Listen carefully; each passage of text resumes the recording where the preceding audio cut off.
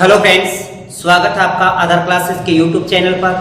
दोस्तों, आज अपन साइकोलॉजी में एक महत्वपूर्ण टॉपिक की चर्चा करेंगे जिसका नाम रहेगा अधिगम।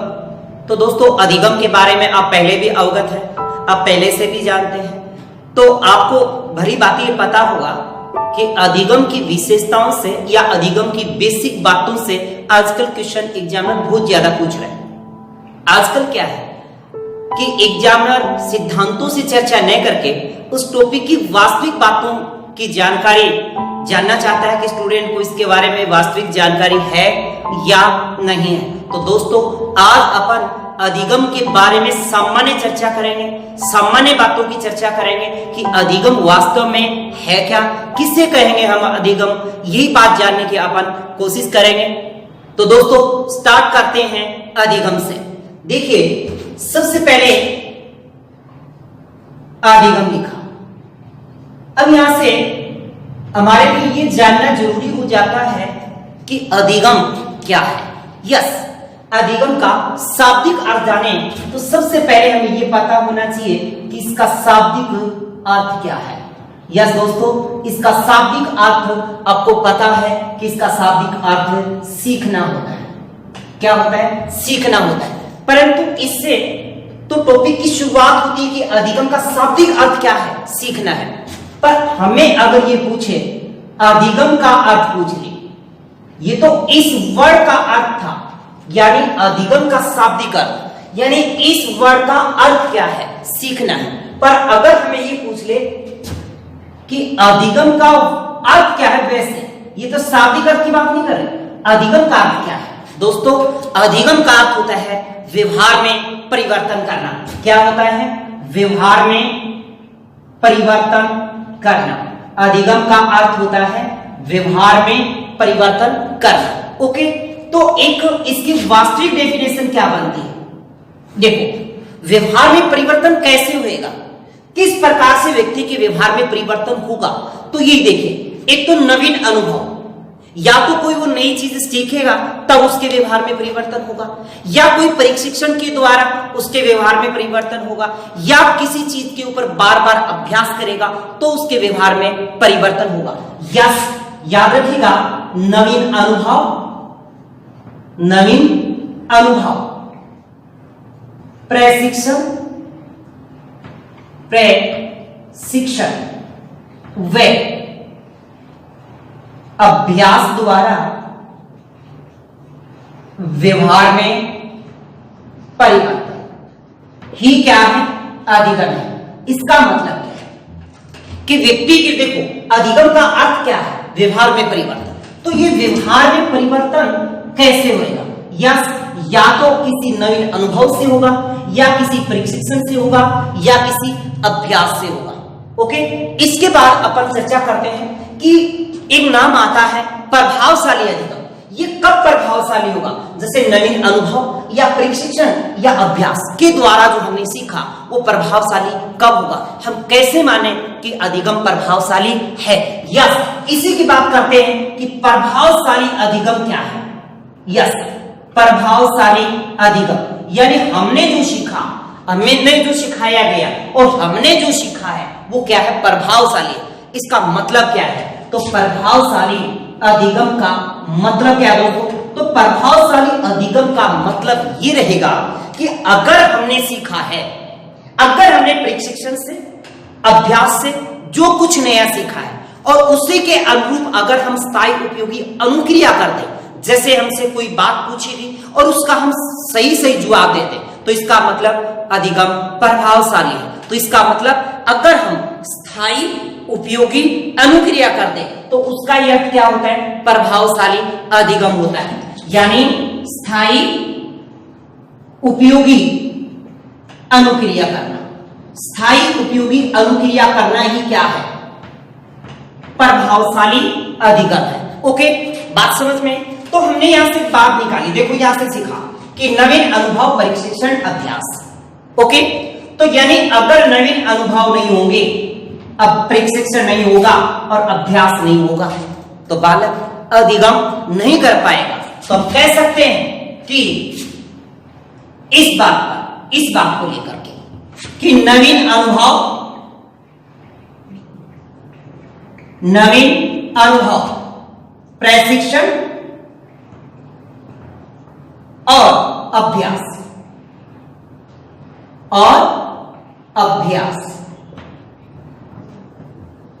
पर आधारित है। किस पर आधारित है? नवीन अनुभव पर, प्रशिक्षण पर और एक अभ्यास पर आधारित है। एक बार पेपर में प्रश्न आया था शिक्षक भर्ती में, अधिगम क्या है?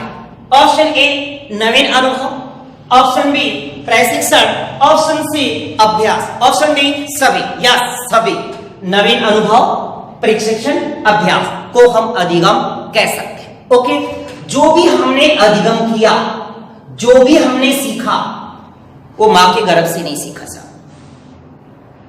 ऐसा नहीं है कि हम सीख कर ही आए। अगर पापा मैथ्स पढ़ाते हैं तो उसके संतान जो वो मैथ्स सीख कर आए, ऐसा नहीं है। क्यों?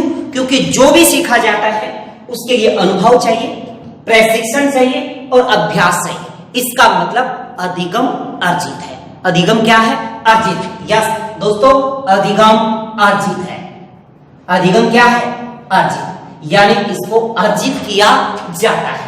साथ ही साथ अधिगम अर्जित तो है, पर अधिगम एक प्रक्रिया भी है। अधिगम एक प्रक्रिया है। यस, अधिगम प्रक्रिया है परंतु परिणाम नहीं। क्या नहीं है? परिणाम नहीं।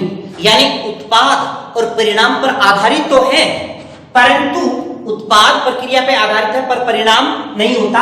तो अधिगम एक प्रक्रिया है। अधिगम एक प्रक्रिया है। तो हमारे दिमाग में आता था किस प्रकार की प्रक्रिया है? किस प्रकार की प्रक्रिया? देखिएगा, हमारा सीखना स्वभावगत होता है। यस, आप कहोगे स्वभावगत होता है, तो स्वभावगत हो गई। हम जो भी सीखते हैं क्या विवेक से नहीं सीखते? यस, सीखते हैं तो विवेकपूर्ण प्रक्रिया होगी। यानी हम जो भी क्रिया करें, जैसे भी सीख रहे हैं, उसी प्रकार की प्रक्रिया। जैसे हम स्वभावगत सीखते हैं तो क्या होगी? स्वाभाविक प्रक्रिया होगी। हुई कि नहीं हुई? यस, हुई। स्वाभाविक प्रक्रिया। हम जो भी क्रिया जैसे सीख रहे हैं तो अपने विवेक को भी काम में लेते हैं, तो यस, ये विवेकपूर्ण प्रक्रिया भी हुई। विवेकपूर्ण प्रक्रिया, यस, ये विवेकपूर्ण प्रक्रिया भी हुई।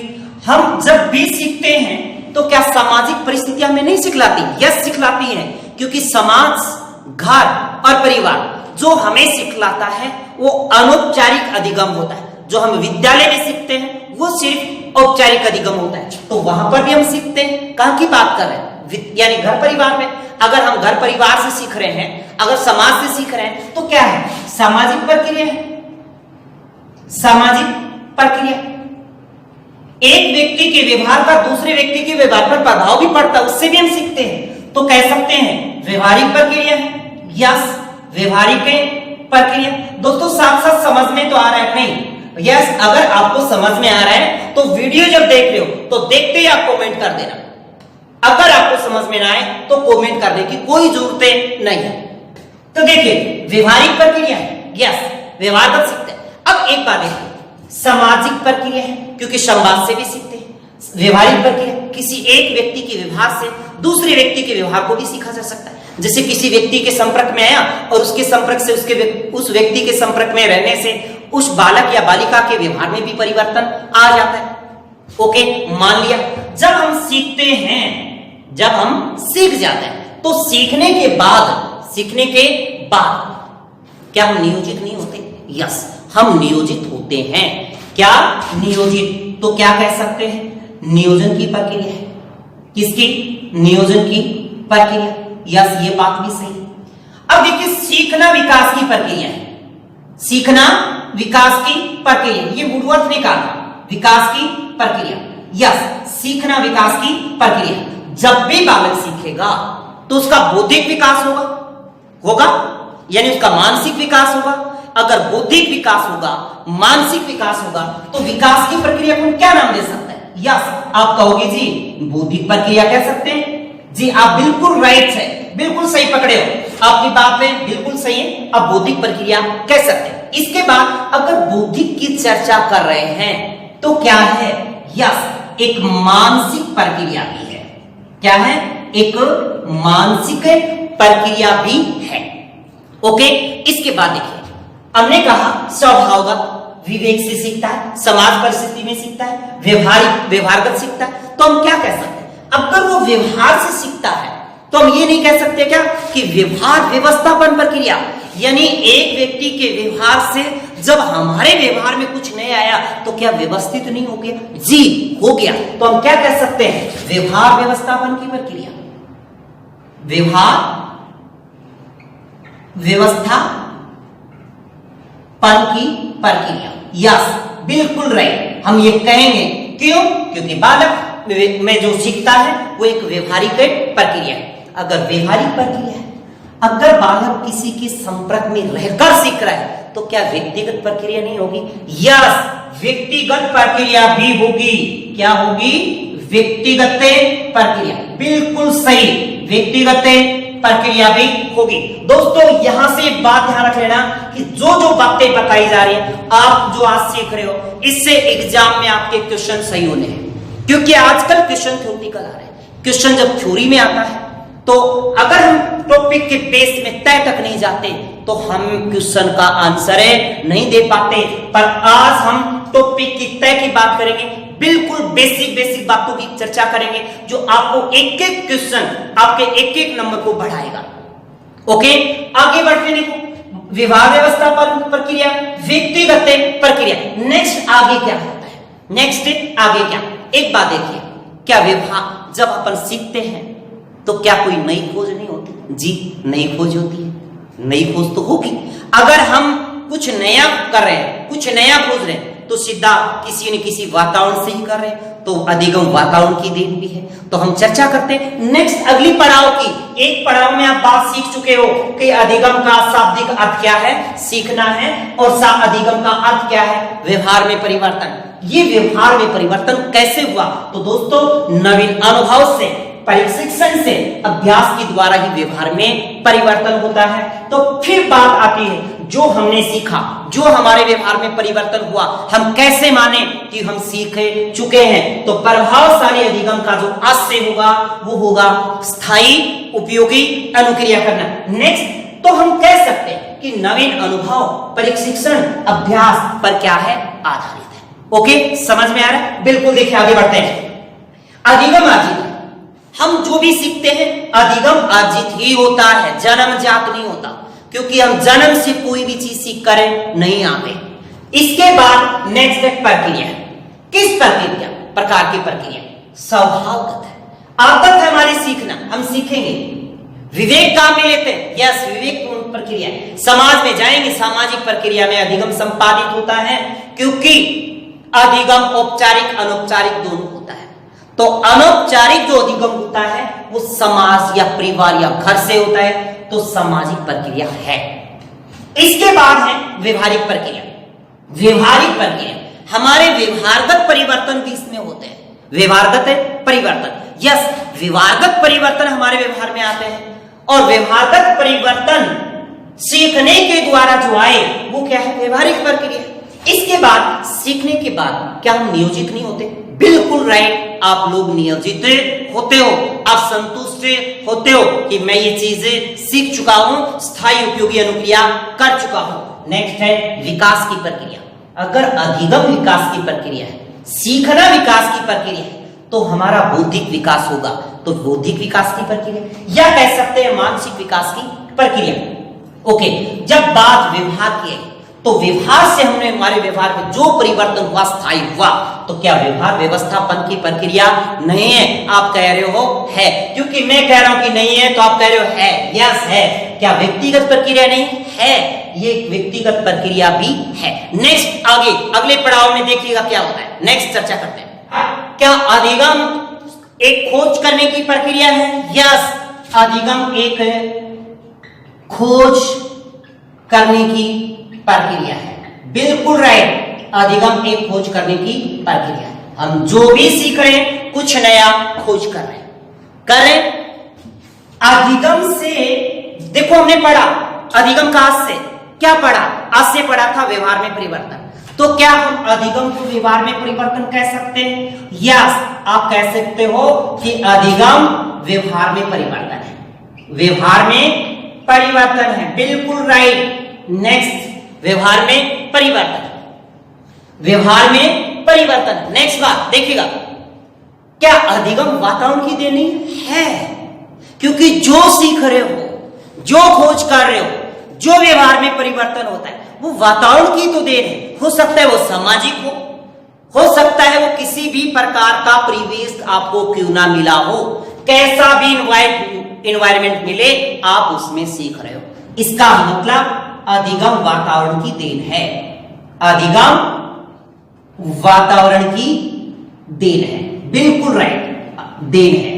ओके, नेक्स्ट देखिए, हमने एक बात की, अब जब हम अभी जो भी सीख रहे हैं उसके पीछे कोई ना कोई उद्देश्य जरूर होता है। क्यों? क्योंकि अधिगम उद्देश्यपूर्ण होता है। जब तक कोई उद्देश्य नहीं होता तब तक हमें नहीं सीखते। जैसे रिट का एग्जाम है, सीखोगे, अगर एग्जाम की तिथि नहीं आती नहीं पढ़ते, सिलेक्शन नहीं होता उनका। जबकि कुछ एक तो क्या कि पेपर की तारीख का वेट करते हैं कि कब डेट आएगी तब पढ़ना शुरू करेंगे। पता नहीं है सरकार एग्जाम करवाएगी कि नहीं करवाएगी। दोस्तों, जो तिथि को इंतजार करता रहता है वो ऐसे ही इंतजार करेगा। तो एग्जाम की तिथि का कभी इंतजार मत करिए। अगर आपको लगना है तो बस ये सोच लीजिए एग्जाम कभी भी हो, एक सीट उसमें हमारी है, बस ये टारगेट रखिए। यानी सीखोगे, ये बात अगर कर लिया तो निश्चित बात है कि आप सीखोगे, क्योंकि आपकी मनोवृत्ति बन गई। मनोवृत्ति जन्य जो व्यवहार होता है वो अधिगम होता है।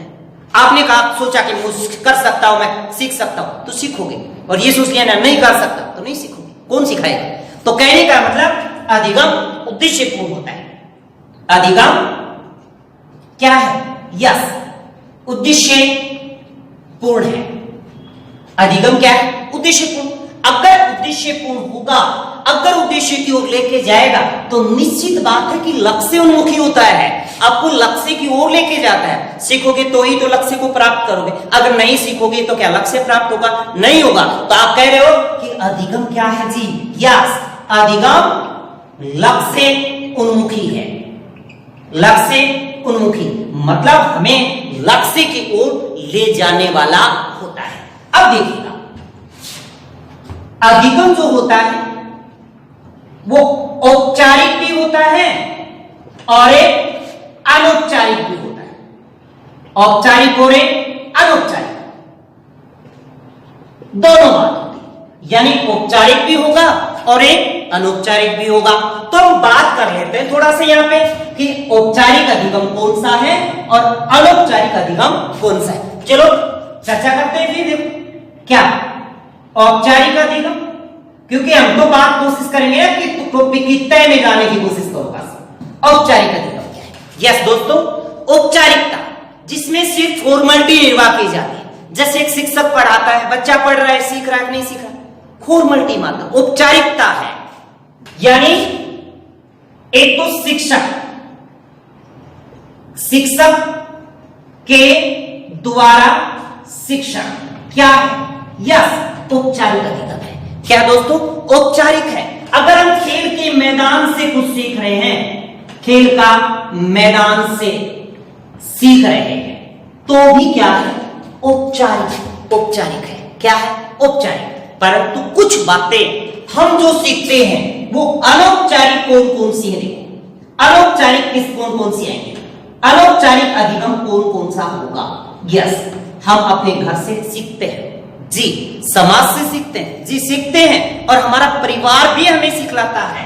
तो घर, परिवार और हमारे समाज के माध्यम से हम जो भी सीखते हैं वो हमारा अनौपचारिक अधिगम है। ओके, समझ में आ रहा है? नेक्स्ट देखो, का खोज करने की प्रक्रिया है। अधिगम व्यवहार में परिवर्तन है, क्योंकि व्यवहार में परिवर्तन होना ही क्या है?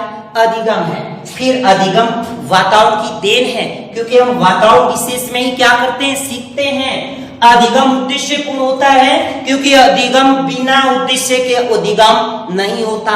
जब तक कोई उद्देश्य नहीं होता, या फिर कह दें कि अधिगम है वो उद्देश्य की ओर लेके जाता है या उद्देश्य की पूर्ति करता है और हमें लक्ष्य की ओर लेके जाने वाला होता है। बात समझ में आ रही है दोस्तों? आगे बढ़ते रहे। अधिगम आंतरिक भी होता है और अधिगम बाह्य भी होता है। क्या, आंतरिक भी और एक बाह्य भी। तो दोस्तों इसकी चर्चा कर ले कि अधिगम आंतरिक भी है वे बाह्य भी है। आंतरिक बाह्य होता है, यानी आंतरिक भी होगा बाह्य भी होगा। अगर आंतरिक जो होगा उसको हम निगमन कहेंगे, निर्गमन, यानी जो आंतरिक होगा ना, आंतरिक, उसको तो कहेंगे हमें निर्गमन। अधिगम, ओके, समझ में आ रहा है, बिल्कुल राइट, समझ में आ रहा है, निर्गमन। और जो बाह्य अधिगम होगा ना उसको कहेंगे हम बहिर्गमन। क्या कहेंगे, बहिर्गमन। यस दोस्तों, क्या, बहिर्गमन, इसको हम कहेंगे बहिर्गमन। यस, एक तो होता है निर्गमन और एक है बहिर्गमन। यानी जो आंतरिक अधिगम होगा उसको हम कहेंगे निर्गमन और जो बाह्य अधिगम होगा उसको कहेंगे हम बहिर्गमन। ओके, अब देखिए आंतरिक अधिगम हम कैसे करते हैं, देखिएगा इसके 3 तरीके हैं। कितने, 3। हम आंतरिक तौर पे जो सीखते हैं उसके 3 कारण हैं। एक तो होता है प्रत्यक्षात्मक, प्रत्यक्षात्मक अधिगम। दोस्तों प्रत्यक्षात्मक जो अधिगम होता है उसमें प्रत्यक्षीकरण से सीखा जाता है। और प्रत्यक्षीकरण आप अच्छे से जानते हो क्या होता है, जब संवेदना के साथ अर्थ जुड़ जाता है। क्या जुड़ जाता है, जब संवेदना के साथ अर्थ जुड़ जाता है, यानी जब संवेदना यानी किसी का नाम जुड़ जाता है। जैसे मैं आपके सामने खड़ा हूं, मेरा बोलना और मेरा बिंब आपके दिमाग में मात्र क्या है, संवेदना है, पर मेरा नाम जानना वो क्या है, अर्थ जुड़ गया। यानी कहने का मतलब प्रत्यक्षीकरण, हम एक दूसरे से क्या हो गए, रूबरू हो गए। तो क्या हो गए, यहाँ पे संवेदना के साथ अगर हम क्या जोड़ लें, अर्थ जोड़कर सीख लें, तो वो जो सीखना होगा वो आंतरिक होगा, क्योंकि हम उसका अर्थ जोड़कर सीख रहे हैं। इसके बाद देखिए दोस्तों नेक्स्ट जो बात आती है वो आती है अभिवर्त्यात्मक। अभिवर्त्यात्मक, अभिवर्त्यात्मक का मतलब होता है मनोवर्त्यात्मक। अभिवर्ती को ही हम क्या कहेंगे, मनोवृत्ति कहेंगे या मनोवर्त्यात्मक, यानी मनोवर्ती जमा में आत्मा। ओके, तो मनोवर्ती या अभिवर्ती अलग अलग नहीं है, एक ही बात है। देखो आप अच्छे से जानते हो कि जैसे हमारी किसी विषय के प्रति, देखो सबसे पहले आपको यह जानना जरूरी हो जाता है कि मनोवृत्ति होती क्या है ना। यस, मनोवृत्ति या अभिवर्ती किसे कहते हैं, क्योंकि दिमाग में ये तब तक नहीं सीख पाओगे जब इनका अर्थ नहीं पता होगा। मनोवृत्ति क्या होती है, किसी व्यक्ति, दोस्तों ध्यान से सुनना, किसी व्यक्ति, वस्तु, परिस्थिति, घटना, ज्ञान, सब क्या है, इनके प्रति हमारी जैसी धारणा है, यानी हमारी जैसी धारणा है। जैसे किसी व्यक्ति के प्रति हमारी धारणा बन गई तो क्या होगी, हमारी मनोवृत्ति होगी। यानी ये क्या है कि स्वधारणा है। क्या है, स्वधारणा। किसी दूसरे के प्रति, चाहे वो व्यक्ति हो, चाहे कोई घटना हो, कोई भी बात हो, उसके प्रति जो हमारी धारणा होती है, चाहे वो विषय के प्रति क्यों ना हो, वो क्या है, मनोवृत्ति या अभिवृत्ति है। ओके, समझ में आया। देखो अभिवृत्ति या मनोवृत्ति, जैसे हमारी मनोवृत्ति बन जाती है, जैसी हमारी मनोवृत्ति बन जाती है, हम वैसा ही सीखते हैं। जैसे मैथ्स में किसी की मनोवृत्ति बन गई कि बहुत हार्ड है जी, मुझे नहीं आएगा, तो निश्चित बात है कि कोशिश ही नहीं करेगा, उसकी धारणा क्या होगी, नेगेटिव होगी। क्योंकि अधिगम का जो प्रमुख कौशल है दोस्तों वो मनोवृत्ति है। याद रखिएगा, अधिगम का प्रमुख है कौशल क्या रहेगा, अधिगम का जो प्रमुख कौशल है वो रहेगा अभिवर्ती या मनोवर्ती। जैसे हमारी किसी के प्रति धारणा होगी हम वैसा ही सीखेंगे। तो हम यहाँ पे मनोवर्ती से जो सीखते हैं वो क्या होगा, हमारा अभिवर्त्यात्मक अधिगम होगा और वो आंतरिक होगा। ठीक है, क्योंकि स्वयं की धारणा आंतरिक होती है, बाह्य थोड़ी होती है।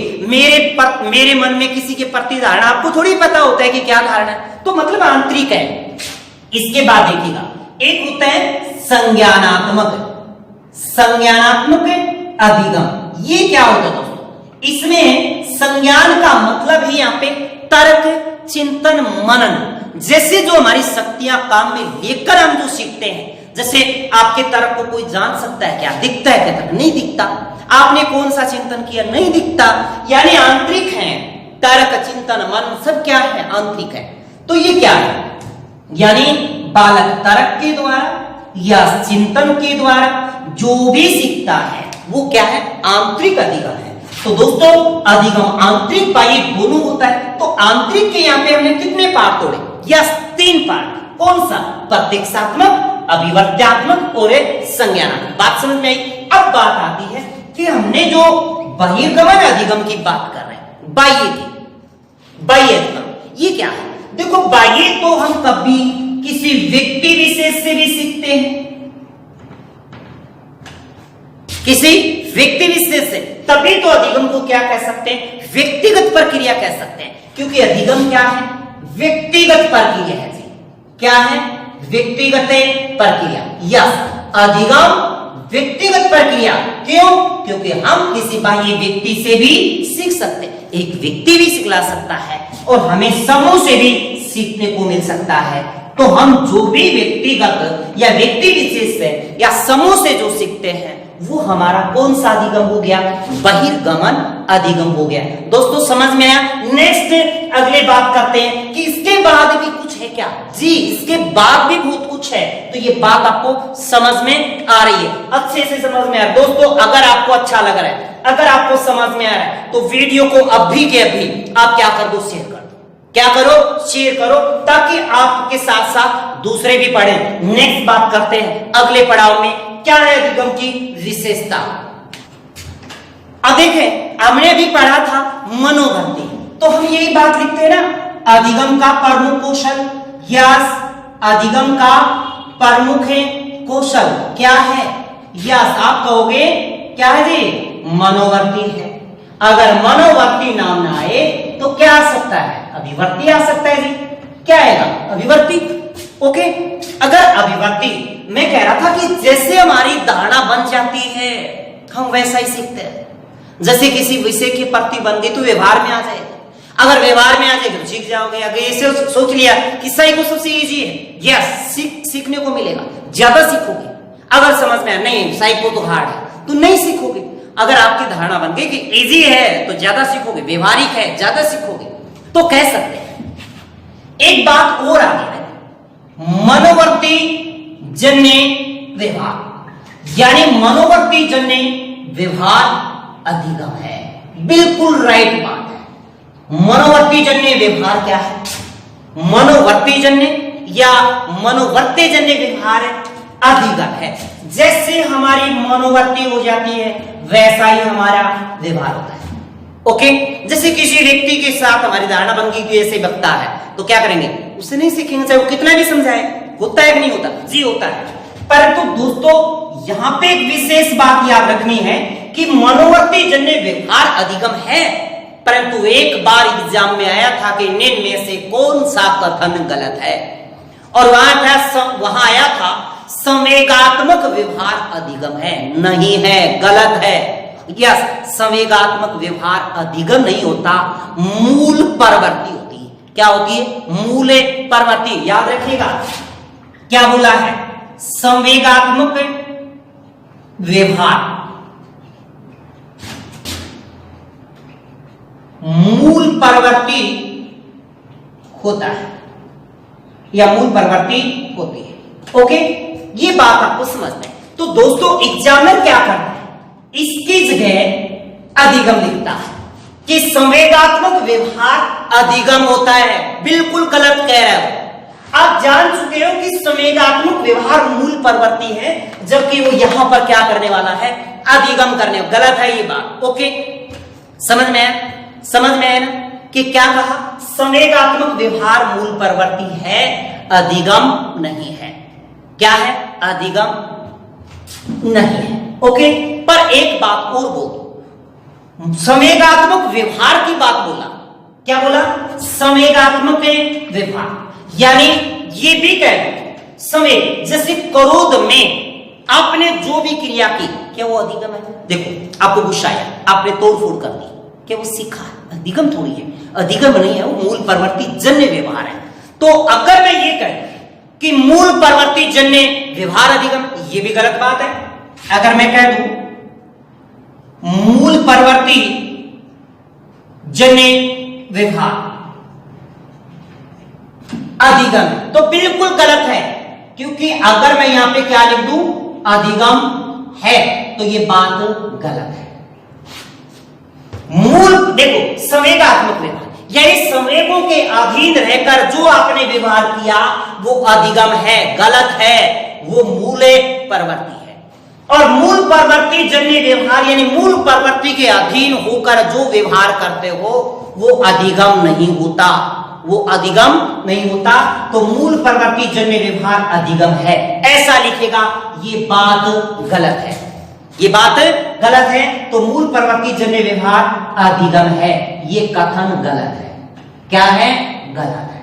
ओके, यहां पे ये नोटिस करना, यहां पे भी वो क्या लिखेगा, अधिगम लिखेगा, ये बात भी यहां पे गलत होगी। ओके, नेक्स्ट आगे बढ़ते हैं।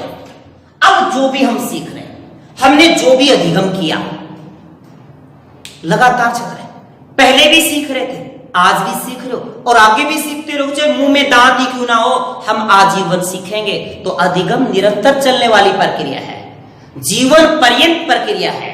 क्या है? अधिगम निरंतर प्रक्रिया है, निरंतर चलने वाली प्रक्रिया, बिल्कुल राइट। अगर निरंतर चलेगी तो क्या हम इसको ऐसे नहीं कह सकते जीवन पर्यंत? यस कहेंगे ना, जीवन पर्यंत चलने वाली प्रक्रिया। अगर आप इसको ये कह सकते हो कि निरंतर चल रही है, जीवन पर्यंत चल रही है, तो अविरल कहने में क्या दिक्कत है फिर? यस कह दो फिर अविरल। यस हमने कह दिया अविरल प्रक्रिया है, बिल्कुल राइट, ये अविरल प्रक्रिया भी है। क्या है? अविरल प्रक्रिया। देखो अधिगम की ये प्रमुख विशेषता रही कि नहीं, यदि निरंतर चलेगा, निरंतर सीखेगा, सार्वभौमिक है, सभी सीखेंगे, चाहे कोई भी हो, किसी भी देश का हो, किसी भी धर्म का हो, किसी भी जाति का हो, वो निरंतर सीखेगा, ये बात बिल्कुल सत्य है। तो हम कहेंगे अधिगम की जो प्रमुख विशेषता है, अधिगम की प्रमुख विशेषता, दोस्तों प्रमुख विशेषता रहेगी इसकी निरंतरता और सार्वभौमिकता। क्या रहेगी? निरंतरता व सार्वभौमिकता, निरंतरता व सार्वभौमिकता, बिल्कुल सही बात। अब देखिए हमने पीछे एक बात पढ़ी, जब बहिर्गमन अधिगम की बात कर रहे थे तो हमने कहा कि व्यक्तिगत भी है, यानी व्यक्ति विशेष से समूह से भी सीखता तो सामूहिक होगी। तो हम कह सकते हैं ना कि अधिगम व्यक्तिगत और सामाजिक दोनों होता है। जी बिल्कुल राइट बात है, आप सही पकड़े हो। ये क्या है? अधिगम व्यक्तिगत भी है और सामाजिक भी है। अधिगम व्यक्तिगत भी है और साथ साथ सामाजिक भी है, यानी व्यक्तिगत और सामाजिक दोनों है। बिल्कुल पकड़ में आई बात। अब देखिए हमने पहले सीखा पूर्व ज्ञान, हम कुछ नया सीख रहे हैं, वो नवीन ज्ञान है। तो कह सकते हैं नए पुराने जो अनुभव हैं हमने पहले सीखा, अब सीख रहे हैं, क्योंकि नवीन अनुभव अधिगम के लिए जरूरी है। तो पुराने अनुभव और नए अनुभव, पुराने और नए अनुभव का अगर संकलन हो रहा है, कुछ जुड़ के सीख रहा है, तो भी तो अधिगम है। तो क्या कह सकते हैं? नए पुराने अनुभव का संकलन या अनुभव का संकलन अधिगम है। ओके, बिल्कुल राइट बात। जब आप नए पुराने अनुभवों को एक जगह करके, आपको पहले आ रहा था, कुछ नया सीखा, कुछ नया आने लग गया, तो क्या आप समायोजित नहीं हुए? बिल्कुल राइट बात, आप समायोजित हुए, आपने अपने विवेक को काम में लिया, तभी तो ये क्या है कि समायोजित प्रक्रिया है या समायोजन की प्रक्रिया है। क्या है? समायोजन की प्रक्रिया। क्या है? समायोजन की प्रक्रिया। आपने विवेकपूर्ण प्रक्रिया भी इसको कहा था, विवेकपूर्ण प्रक्रिया, बिल्कुल राइट, बिल्कुल सही चलेगा। अब देखिए क्या देखिए, अगर हम सीख रहे हैं, तो क्या हमारे बुद्धि का विकास नहीं होगा? आप कह रहे हो ये भी कोई बात पूछने वाली? नॉर्मल सी बात है जी, सभी का होता है, हमारा क्या नहीं होगा? होगा। जैसे मैंने ये बातें बताई, क्या आप नहीं सीख गए? जी सीख गए। क्या आपके बुद्धि में नहीं है? तो क्या है? सीखना बुद्धि का विकास है। जी बिल्कुल राइट, सीखना बुद्धि का विकास है। बुद्धि का विकास है, बिल्कुल सही है। सीखना बुद्धि का विकास है। जो भी सीखे हमारे बुद्धि का विकास हुआ है। जैसे मैं अभी सिखा रहा हूं, आप सीख रहे हो, मुझे लगता है कि ऐसा शायद ही किसी ने पढ़ाया हो जैसा मैं आपको बता रहा हूं। नेक्स्ट देखिएगा दोस्तों, सीखना बुद्धि का विकास है, यानी हम जो सीख रहे हैं वो हमारी बुद्धि का क्या हो रहा है? विकास। हम जो सीख रहे हैं वो स्थायी है। अब एक बात सोचिए, हम जो सीखे क्या वो हमारे लिए उत्पाद नहीं है? उत्पादक है, और वो हमारा परिणाम है। यानी सीखने किस पे डिपेंड करता है कि हम सीखे हैं? उत्पादक और परिणाम पर आधारित है। क्या उत्पादक? राजा क्या उत्पादक? क्या नया बनाया? क्या रिजल्ट आया? उस पर आधारित है। अगर आपके 10 नंबर आए तो आगे जैसे आपके 5 नंबर आए एग्जाम में, अगली बार सोचते हैं मुझे 8 आएंगे, तो क्या वो आपको सिखाने के लिए प्रेरित नहीं करता? करता है, उस पर आधारित है। यानी सीखना है वो उत्पादक व परिणाम पर आधारित होता है। किस पर है? नेक्स्ट देखिए, किस पर बात कर रहे हैं? उत्पादक व परिणाम पर आधारित। यस, उत्पादक परिणाम पर आधारित, बिल्कुल सही है। यानी अधिगम जो है वो उत्पादक और परिणाम पर आधारित है, दोनों पर आधारित है। दोस्तों एक बात हो, अगर ये उत्पादक परिणाम पर आधारित है, बिल्कुल सही बात है, पर एक बात ध्यान रखना, अधिगम प्रक्रिया तो है पर परिणाम नहीं है। जबकि मोटिवेशन आ जाए ना, वो प्रक्रिया भी है और एक परिणाम भी है। तो याद रखिएगा, उत्पादक व प्रक्रिया पर आधारित है, परंतु अधिगम परिणाम नहीं है। अधिगम परिणाम नहीं है, मतलब सीधा रिजल्ट नहीं है। ये तो परिणाम है, उसके बाद उसमें सीखने के लिए प्रेरित हो रहा है। देखो इस बात को सीखो कि अधिगम उत्पादक परिणाम पर आधारित है।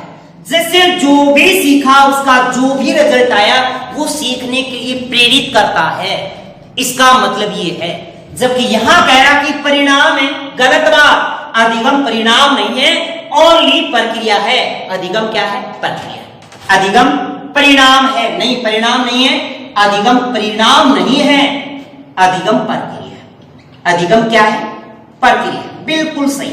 अधिगम क्या है? प्रक्रिया। समझ में आ रहा दोस्तों? इसके बाद अगर हमें बात दे एग्जाम में बोल दे, क्योंकि एग्जामिनर का तो काम तो यही है ना कि इसको बेसिक कंसेप्ट इसके क्लियर है या नहीं है, टॉपिक के बारे में कैंडिडेट जो एग्जाम में बैठा उसको क्या आता है, वो क्या जानता है, उसे क्या पढ़ाया गया है, वो जानने की कोशिश करेगा। तो देखेगा यहां पर वो लिखेगा कि अधिगम प्रक्रिया परिणाम दोनों होता है। गलत बात, बिल्कुल रॉन्ग, बिल्कुल झूठा है, यानी गलत है वो बात। सिर्फ क्या है?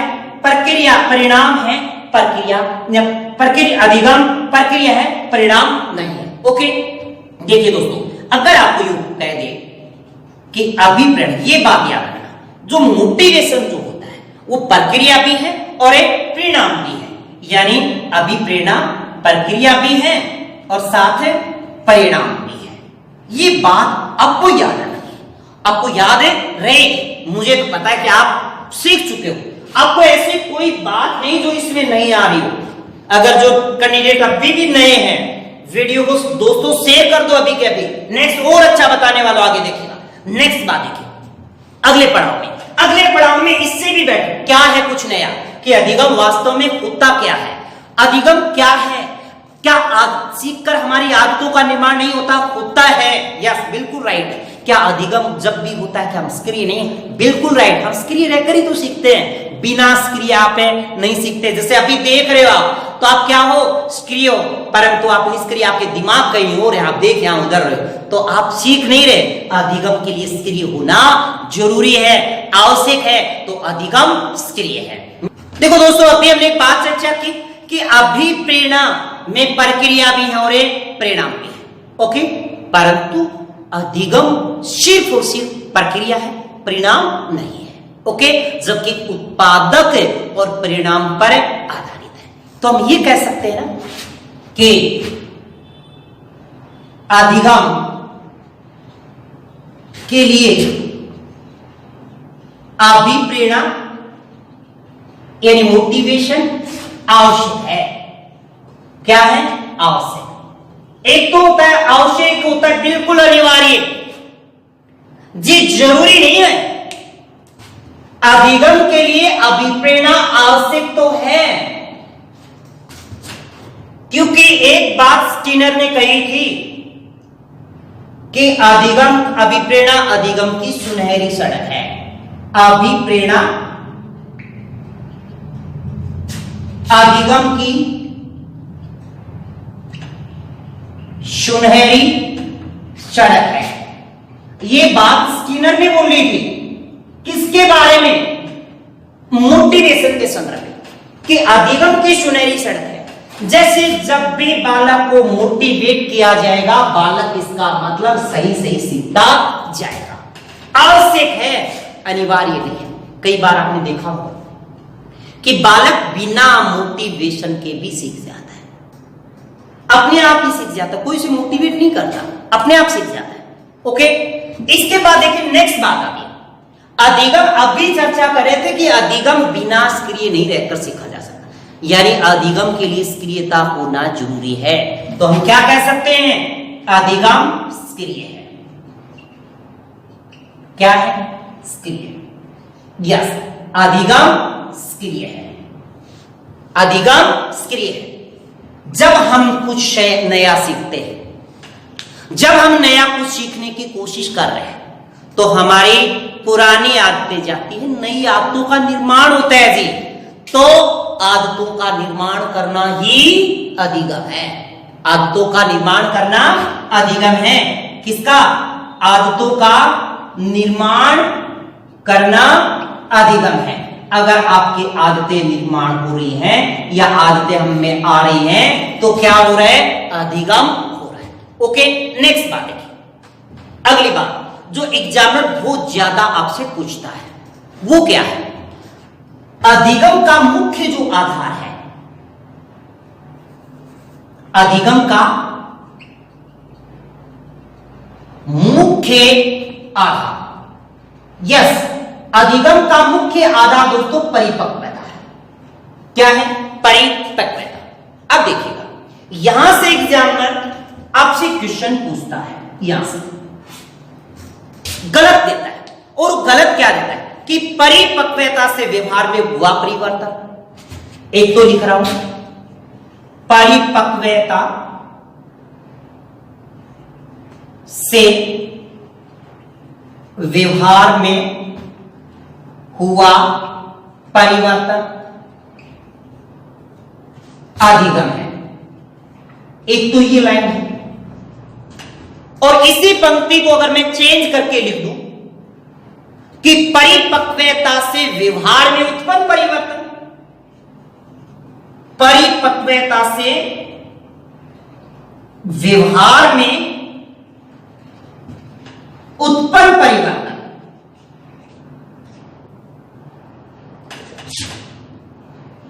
है।